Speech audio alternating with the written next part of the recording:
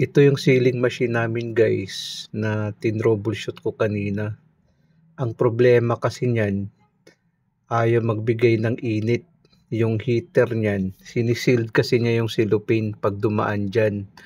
Ang problema, yung control na yan, ayaw niya magbigay ng ng init. Yung temperature controller na yan may problema. Pati yung number sa taas 00 lang, hindi siya nagbibigay ng accurate. Yan ang problema guys. Ngayon sa mga nakakaalam ng ganitong problema, paki-message naman ako guys, sa mag-comment down below lang kayo para makita natin. Gumagana naman siya guys, ang problema lang yung heater na yan ayaw magbigay ng init.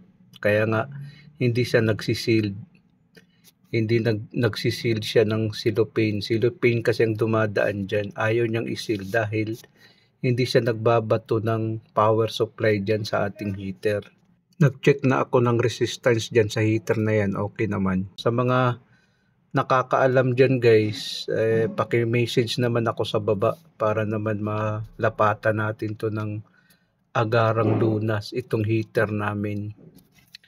Para naman mayroon din tayong idea kung anong dapat gawin dito. Kasi yung temperature controller na yan ayaw talaga magbato ng ng power supply. Ayaw niya magbato ng power supply doon sa heater. Yun ang problema.